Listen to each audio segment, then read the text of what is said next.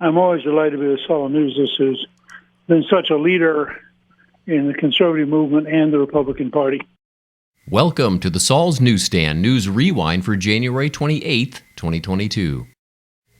A new op-ed by Saul Anuzis states, Congress has surrendered America's war on cancer. In their Build Back Better Act, congressional Democrats have betrayed President Biden's promise. Embedded in this multi-trillion-dollar package is a prescription drug price fixing mechanism whose effect will be to greatly reduce cancer research and thus hinder the discovery of new cancer treatments. The most electrifying promise Joe Biden made when running for president was his pledge to cure cancer. This followed a laudable commitment that began with the National Cancer Moonshot Initiative in 2016 when he was vice president. And yet, in their Build Back Better Act, congressional Democrats have betrayed Biden's promise. But any reforms to make prescriptions more affordable must also incentivize the research that makes them possible in the first place.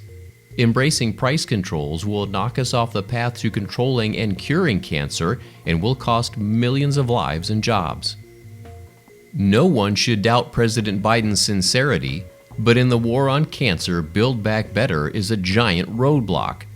For the sake of all Americans at risk of cancer, and particularly the most vulnerable, seniors, lawmakers must undo the damage that they've just wrought. We would strongly encourage you to read the full op-ed by clicking on the link in the description below. CNBC reports, Supreme Court Justice Stephen Breyer to retire, giving Biden a chance to nominate a replacement. Supreme Court Justice Stephen Breyer will retire at the end of the current term, giving President Joe Biden a crucial opportunity to replace the liberal justice, NBC News reported on Wednesday. Breyer, the oldest member of the court at age 83, was nominated by former President Bill Clinton and took his seat in 1994. His departure gives Biden a chance to fulfill his campaign promise to nominate a black woman to the bench. Breyer is expected to step down at the end of the court's current term, NBC reported, citing people familiar with the decision. Biden is expected to act quickly so his successor can be ready to serve when the next term begins on October the 3rd. And finally, townhall.com reports, Nancy Pelosi announces run for re-election in 2022. House Speaker Nancy Pelosi announced Tuesday that she will seek re-election to Congress in the 2022 midterm election. Pelosi said in a video posted to Twitter announcing her plans for re-election that democracy is, quote, at risk because of the January 6th Capitol protest and because of GOP-led states passing election integrity legislation. Pelosi, age 81, did not indicate in her video whether she would run for re-election as Speaker. She pledged in 2018 that she would not seek re-election as Speaker of the House after the 117th Congress.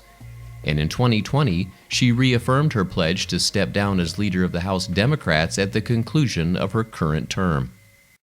We'll let President Joe Biden have the last word.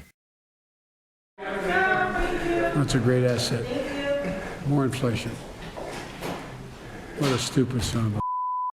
And that concludes your Saul's Newsstand News Rewind for January 28, 2022. For more political news faster, visit saulsnews.com.